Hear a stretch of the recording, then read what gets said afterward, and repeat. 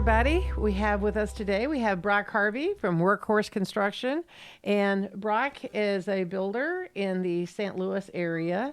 And thank you for joining us, Brock. Thanks for having me. It's a pleasure to be here. Yeah. Good to see you folks. It's good to see you Yeah. again. I've known you for a long time. Yes, we have known each other for a long time. Yeah. Many years. Yes.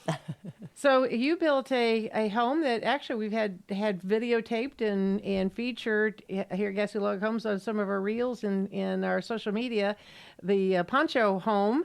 And that was a really fun project, wasn't it? It was super serene, great clients, fun project.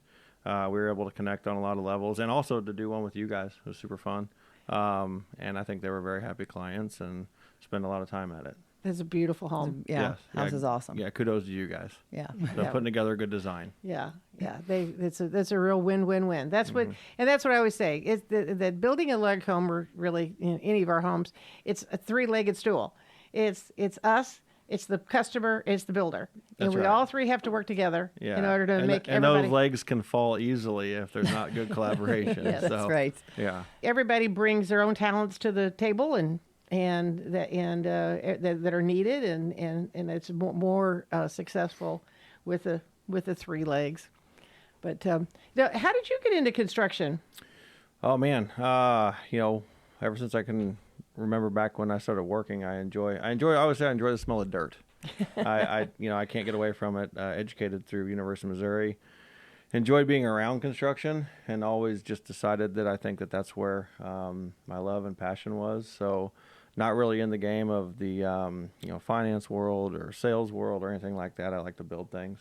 So through the course of just that passion and love, I was fortunate to work for some firms that taught me, how to run a business, and then ultimately how to do things and build. So I don't really work. I love what I do, and I'm fortunate to be able to do that every day. So that's not really the how and why, but it's kind of the backstory of where I am today. Right. We're fortunate. We celebrate our 18 years next week. Wow. You guys Oh, celebrate that's your awesome. 50 years. Yeah, that's fantastic. In the coming years. So it's not an easy industry, but if you enjoy it and you do things right, it's pretty rewarding. Yeah. So what kind of homes did you, obviously stick-built homes were what you started off with, I'm assuming. Did you have a kind of a niche that you started with, or were you building anything, or what was? I mean, when you're starting a small business, it's whatever people hire you to do. I mean, no is not an option. Hey, Brock, can you build this? Absolutely. Sure can. And then you jump off the bridge with concrete sheets, figure it out on the way down. You learn every time. I'm not too humble to say we learn every day. We learn every project. We're a custom build. So, at the end of the day, I mean, you got to build on that and do things right and treat people right. And, there's customers come from a lot of different areas if you can handle things that way. So, but yeah, I mean, starting out, it was, I always look back to say, okay, hey, what did a $300,000 house get you? And nowadays that's a $800,000 to $900,000 house, and starting small and being able to evolve into to the larger homes and the more complex and very complex and ultra custom. Right. But I mean, we had to start somewhere. Right. So yeah. Right. What would you say your niche is now? Ultra custom. Yeah. I always say, when we talk to our team, if we're definitely smart enough to figure it out, we can build you anything. It's just having the knowledge and then the smarts to figure it out. So I'd say niche-wise is more of the ultra-custom homes, the hybrid homes, a lot of the timber work, whether it's the log side or combination or just super unique customs. That would be our niche. I always tell people that any builder that can do a good custom home can build a good log home. Because it is builders that do custom homes are used to learning new things. They enjoy what you just said. They love learning how to do new and different things, and that's all you have to have. Well, I think you got to have the people. You got to have good people. You got to have good partnerships like you guys that know what they're doing on that end, and then ultimately, the passion to want to learn and the patience for it, and then also just to know that. Hey, if you're building a company, you're doing 1, you're doing 2, you're doing 10. I mean, you got to kind of work together and learn and get a portfolio going. But yeah, I think that's a super, super important fact at it. Log construction is different because the logs are heavy. And I know that's quite a change for your guys whenever they were doing that as opposed to stick framing. What did your guys have to say about it? Well, I think anytime you work for a custom firm, whether it's us or whoever, I think the staff and whoever's working welcomes that challenge. Most any person that's in the custom world is going to welcome the opportunity for something different. And when you're laying out, 16-inch center walls all day, every day for a long time, it's nice to have the opportunity to stack logs and go vertical that way. I mean, I think it's a challenge and fun opportunity just to change pace. Something a little different. Yeah, I mean, it's still building walls and putting a roof on and all Right. that, but it's not that easy. Right. Again, it's more in our world, in the custom world, every project's different. You're literally starting with a plan. Well, you're starting with a dream of a client that comes to us and says, just like you guys, hey, I want to build a log house. Okay. And then you got all your questions, your pre-qualifications. Okay, where, what, when, how much, all the things. No different than our guys that are building. When they get to see a plan, they're learning it too.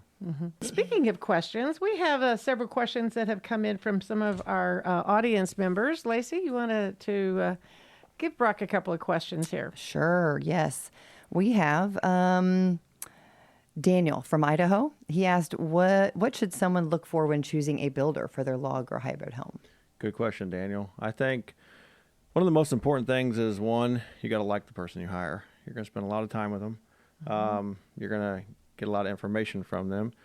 And then two, you want to hire somebody that has experience, like Lynn and I were talking, just that understands how to customize a project and from ground up. One, site plan, grading, how to put a foundation in the ground, how to go vertical with it, mechanical, electrical, plumbing. I mean, you need somebody that's versed on all aspects of custom building, not just log or hybrid or whatever. I mean, there's guys that specialize in just that, but from an overall project standpoint, I think it's important that you hire a builder that has knowledge and experience on true custom and site work, utility infrastructure, all the things that go into actually building a house and a project. When I get asked that question, what makes you better than another one? It's like, well, let me just lay out a portfolio, but then also the information, the experience, and full phase of designing the civil grading plans and the site works and the infrastructure, and then all the way, and then going vertical, and then surrounding yourself. What's the support staff?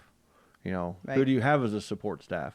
Do you have a superintendent? Do you have a project manager? Do you have a designer? Who's your purchaser? Who does the finances? Who picks up trash? I mean, it's literally, what is your team? Yeah. I think it's important to understand that when you're interviewing a builder. What is your availability? How do you communicate? Is it text messages? Is it emails? Is it phone calls? Is there somebody readily available? I mean, there's a laundry list of, what I think is important and in the business that it's a service, right? I mean, we're hired as a service. We're a service company. I think it's important to do your homework on that. And I don't think, I say too, the company that's out there marketing the flashiest and doing the flashiest things usually is not always the best. I would go with experience, years in, and most people that don't market and do this are very busy for a reason, because it's referrals and, just like you guys, Right. I think there has to be a certain professionalism in the marketing side of things. But at the end of the day, I think, in our business and your guys' business, the proof is in the product and happy clients. Right. So yes, word of mouth is huge. Right. I mean, because people, I feel like you go into your build, you should go into a build really liking your builder, and if you can come out on the other side still really liking your builder, even if things aren't perfect, because they never will be. It's construction. There's always going to be hiccups. Yeah. But if you can come out on the other side still liking them, then you've chosen well. Yeah, it's a win. I mean, I always tell clients, out of 100 clients, you're going to get 1 or 2 in there or 5 in there that, Right. it goes sour, but that's just human nature. Right. You can't make everybody happy. Yeah. We did a survey one time. We decided 0.5% of our customers are jerks. There you go. we decided. Yeah, there you go. So that's good. All. No, that's all. Other That's it. 99.5% are great. There you go. Yes, that's right. And it's a good way to say it. But yeah, thanks, Daniel, for the question. Yeah. Yep. Let's see. What another question here. Emily from Tennessee. How early should a builder get involved in the design process, knowing that with us, we're doing the blueprinting, we're doing the design work, all that. And so when do you recommend a builder getting involved? Before you, day one. I always say the sooner we can be involved, I think the more value we can add. Tremendous value if the collaboration is there and the cooperation is there. Not every builder wants to be in the design build phase. We love it. I want to understand and learn, and then just, be able to educate that client. That's what they pay us for. So my answer to that is day one, if you can get a relationship with a builder that will do that. I would think they would if they're a reputable firm.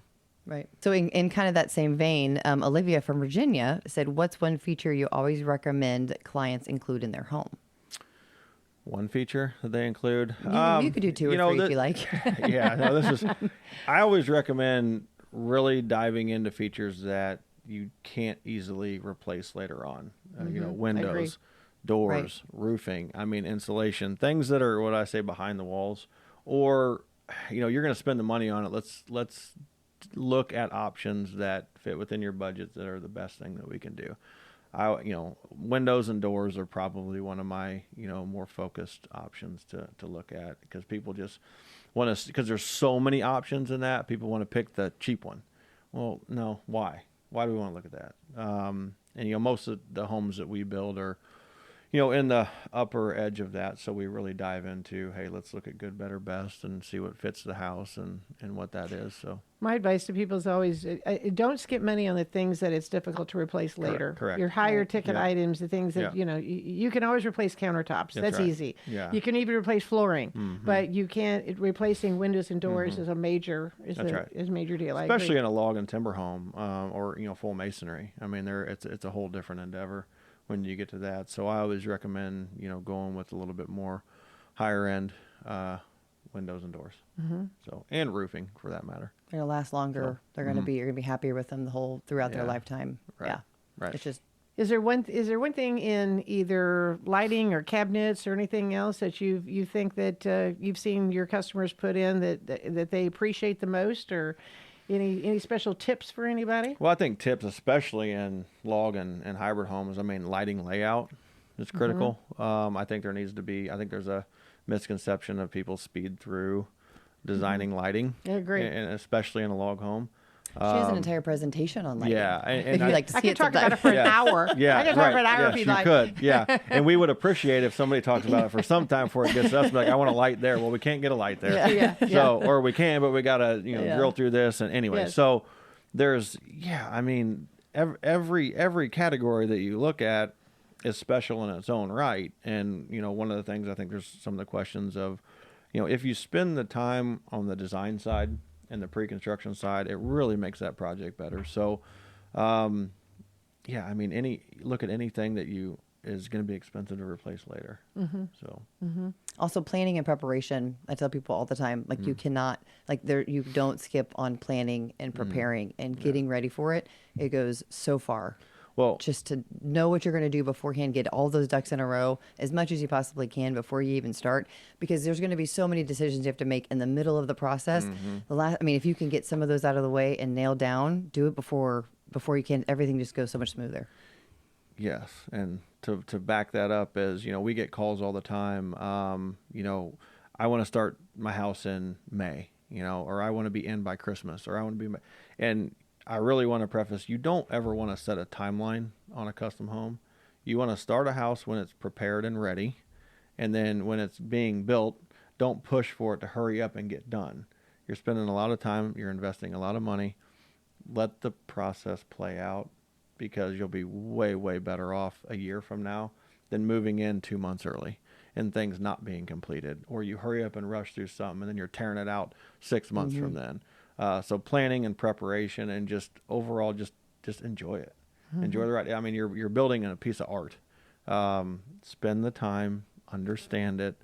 And again, I feel like I tell clients this all the time, and we're still getting rushed and hurry up and hurry up and hurry up. And we just live in a right now world. And building a custom home is not a right now world. And, I do lose clients because I speak on that pretense. Like, I'm not going to hurry up and just throw this thing in the ground and get you moved in, because you have to be done right now. It doesn't work like that. It shouldn't work like that. Now granted, we do try to accommodate a client at whatever we can, but at the end of the day, if I'm on that side of the table, I want somebody that's going to take, a lot of care in that project. Right. One thing that I always like to explain to people, and we actually do a seminar at the Log Home shows called Dreams to Reality. We took that and we put it into a book. We call it the Gastineau Guide, and that we have available for free on our website. People can download it, and it talks about all the different steps you have to go through for building a home. And because a lot of people have never done a custom home, they've never gone and bought a piece of property that they've then going to build a home on. And so it's very different. If you go out and buy a house, you might have to put roads in. You have to find out who's got jurisdiction for my permits, where do I get electricity from, all these things. And so I did kind of a primer for people, because I really think that the construction of a new home should be more enjoyable. People stress out about it because there's so many decisions to make, and they wait on those decisions, and then they have to make them really, really fast, and people get all stressed out. So if you could do a lot of those ahead of time, then it makes the whole thing easier on the, so you can enjoy it, hopefully. Well, that's right. And I think to fall back on that, I mean, what stresses out a human, right? The unknown. Okay. You get involved in the unknown. And building a custom home, you can't see it. You can't feel it. You don't know until it's there. So you're spending a ton of money. You're spending a lot of time on something you don't even know what you're getting. That's where I fall back and say, hire a good builder. Hire a good builder that you can trust, that is taking care of all the intangibles that you can't see, feel, and touch until you get there. I think that adds a lot of stress to clients. And I think communication also is paramount, like a book like that, to where you can actually prepare and understand, okay, hey, my infrastructure's in, okay, what's next? And just knowing without asking a question, and then you see it, and it's like, okay, hey, that's right, and that's appropriate. Okay, there we go. Where if you just go into it blind, I always say an educated client is our best client. And I mean that in a lot of different ways. But at the end of the day, you walk into something prepared. It's anything, whether your job or life or kids, whatever. If you're prepared for it, it seems to go a little bit better. And it's no different than investing in a custom home. Well, the other thing I tell people is that you have to understand that builders have a life, that they start their home, they want it done, they want you there 365 days, 24/7. They want you there. And they have to understand that builders take vacation, their kids have ball games, their family gets sick, things happen. So you have to be realistic about that expectation as well. Yeah, and I think that goes back to the serviceability when you're looking at a builder. Hey, what is your support staff? Who's available when, and if you set the expectations going in, I think, people are going to understand that, hey, we get up and we work really hard for you. But at the end of the day, yeah, there's time off. Unless it's a 911, probably won't answer the phone until tomorrow morning, if it's late at night or the weekends. Right. Again, depending on the circumstance and all that, communication's huge, and just keeping people abreast of what's going on, I think is very important. Next question. You ready for this? Keep going. Kevin from Michigan. What's something homeowners should plan for that they often forget? Oh man, good question, Kevin. They often forget. I think this would be, again, part of the preparation, but I think often forget is budgets.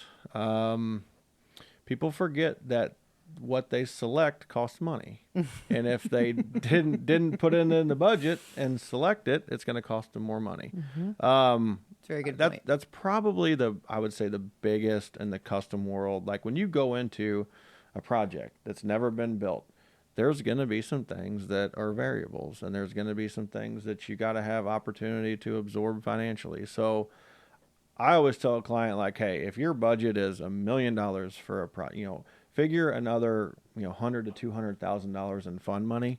So when you do go see something with the rose-colored lenses, and you got to have it, you have the money to do it, because you're going to be exposed to a lot of opportunity and selections that you might have not seen until it's time to select that.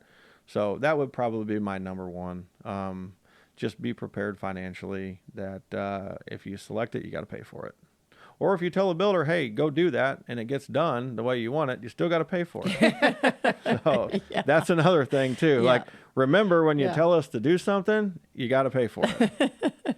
So I think that That one of the sounds things great. that I see people don't think about, they're used to going and buying a house, and you buy a You house, see it. it's Yeah. what's X number of dollars, and that's what your move-in costs for your closing costs. Apples you and know, oranges. You know how much because when you go out, people go out and they're going to go, they buy a piece of ground, and then it's a year later, and they're going to go build a house on it. And they've talked about the cost of the home. They don't realize that then you also have the cost of the road, and you have the cost of a well, maybe, and you might maybe you find out that bringing electricity in is going to cost twice what you thought it was. Or can we even get electricity? Yeah. So, There's depending on where you're at, there's a lot of first thing when somebody says I got a piece of ground, okay, do you have a road to it? Is the road suitable for bringing in heavy trucks and heavy equipment and material? And then what's the utility infrastructure? Sewer, water, electric. Got to have that. We're not in an outhouse world anymore. And then clearing. What's the clearing like? What's your view shed? How do you want to approach it? Do you want a pool? Do you need a barn? There's a whole laundry list of, okay, hey, what do you want? How do you want to use this? Right. And what's not just when you move in, but 10 years, like where do you envision The it logistics being? of what you want for the future is a huge thing. And I always, ask clients to, okay, hey, this is what phase 1 is. Is there a phase 2, 3, 4, and 5? Are you going to build a house for the kids later, or, whoever? Like, what's the overall development of the property? Let's design it that way. And I think when you get into the experience and doing that and doing estates, which we've been fortunate to do, you get to learn a lot of cool things. Yeah. And every project's so different. And electric's not guaranteed. There's some property that it's you got to climb a mountain to get it. Depending on what that cost is, it could be significant. We laughed when we built this model home center. They actually had to shut down Interstate 70 to bring electric across for us to get electricity. And you can see buildings that have electricity, but and we had no idea when we bought the property. I fell for that myself, and it's not cheap to shut down I-70. Lynn, it's not cheap to do anything. They charge you for that. Yes. This was a long time Well, this ago. is like $2,000. Yeah, $2,000, $19.99, whatever. Yeah. Right. Yeah. Yeah. We have done, our slogan is heart and heritage. That is what you're talking about, the legacy projects. I love those projects where people come in and they're planning a project. Either it's a family project, or they're going to leave it to their children or their grandchildren. We get a lot of those, and that's one of my favorite projects that we work with people. Same. So, we obviously build for 50 years. We've been doing a lot of log homes. We're getting into the timber frame hybrid home market as well. I know that there are a lot of different reasons why people build different types of homes. But so what do you see most of your customers looking for in their home? Well, is this going to be a log home versus the hybrid, I would say, or just more? Well, if they specifically don't or can't build a log home, what homes are they? Like what design, what aesthetics are appealing to? I think you the get market? a lot of the timber work. A lot of the timber work's appealing. The opportunity to do, the heavy feeling, whether it's the logs or the timbers or whatever that is. I think there's a lot of value and design going that way. But if somebody wants a true log home, and Lynn can attest to this, a log home lover or buyer is going to buy a log home or build a log home. For sure. There's really not a lot of opportunity to manipulate a true log home versus a hybrid home. You can conventionally build a hybrid home with a lot of the accents, but you're still missing out on the true log home. Yeah, that is exactly true, Brock, in that a true log home lover wants a log home. And I think that perhaps a hybrid home appeals more to someone that just likes the look of a log home, but hasn't really been sold on a log home or not. And I love to talk about the differences between them. And we can, we sell both. We can tell you the pros and cons of both. And there are lots of them. I think a hybrid home fits into some building areas better than others. If you're building in a more urban area, then you can, then that's where you want to build. Then a hybrid might make more sense. And also a timber frame. But if you have the right setting, a log home sometimes it just seems like the only thing that should be built there. That's right. For I sure. agree. Yeah. So I think it's everybody's opinion, and people should just do their research and find out which fits them best. But most of all, what I want people to do is to use natural products, to use real wood. Don't use fake wood, use real wood, because Mother Nature gave us this beautiful product that will last us for centuries.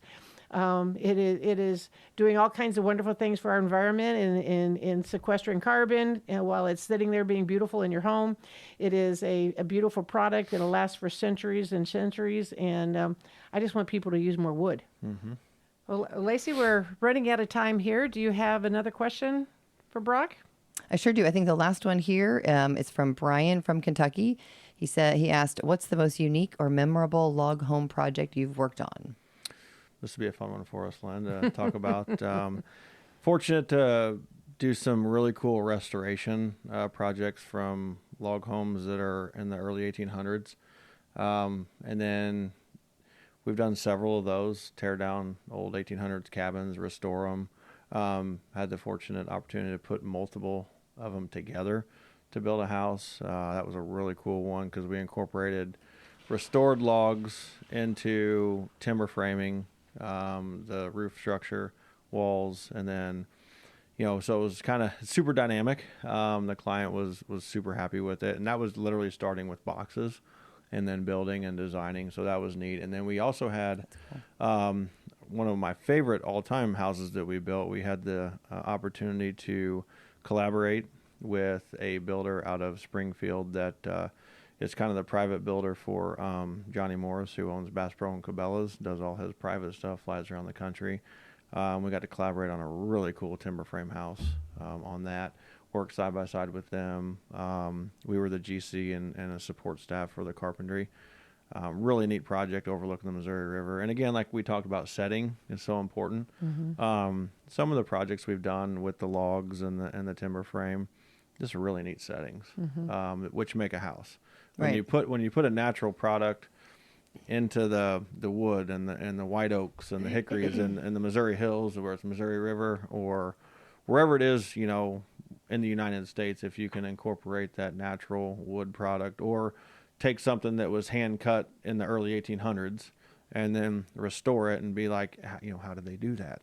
With no equipment. We're equipment and tool intensive, where pioneers didn't have that, to where you have a whole different appreciation of truly what building is. To moving forward to building a Gastineau home, where it's perfectly milled and each piece is numbered and you place it and you put it together. I mean, just the overall complexity and opportunity to build some of these has been pretty special. So, I mean, as far as one project, it's hard to just pick one, but at the end of the day, there's definitely projects that stand out from being unique. So what about you, Len? Well, I have to say that probably one of the most unique projects we ever did was that we built a home inside of the Mall of America, 2,400 square foot house that we pre-built, took it down, took it to the mall, and rebuilt it in 7 days. Along with Country Home Magazine. We can't build houses in 7 days. Because we had everything already stained, already sanded, already varnished, and we took it up there and then it was donated, and we raised over $300,000 for children's cancer research. And I felt it was a real win-win-win for everybody because we made a lot of money for children's cancer, and it was a great project. And we got thousands of people went through the home there at the Mall of America. That was one of our projects I'm the most proud of. Do you recall when that was? What year? 1994. Oh, look at that. Yeah. 1994. And then another one of my favorite projects is we had a lady that came in to us with just a book of pictures. And it was a 3-ring binder with just a whole bunch of pictures, and she just put it down in front of our design team and said, this is what I like, design me a house. And it turned out to be the most beautiful home. It was very large. It was, with counting the basement, it's probably 8,000 square feet. and just a beautiful, beautiful home. And just the fact that she trusted us to come in and just design the whole thing was really, really, really fun. And watching it all come together and getting to know, of course, getting to know them. But that's one of the reasons why when I retire, I'm going to travel around and see all these homes, because I know there's so many more unique ones out there that I've not seen, because I'm working all the time and I'm here, and I can't wait to be able to see those and share them. We just had a home last year that was finished that hangs over a bluff on the Mississippi River. Just absolutely gorgeous setting again. And those types of projects, being involved in those, is just so much fun. Well, congratulations, Lynn, to you and being a steward of the log home world, and something that's really cool to witness and see. And, I'd love to see the list of where some of these houses are. 'Cause I'm a cheerleader for anybody out there doing it, because this industry is not easy, and also the longevity. So congrats to you and Lacey for coming on board and doing what you're doing. So, we as outside builders appreciate, strong manufacturers and people that are actually involved and care. So kudos to you. Thank you very much. Same to you. So.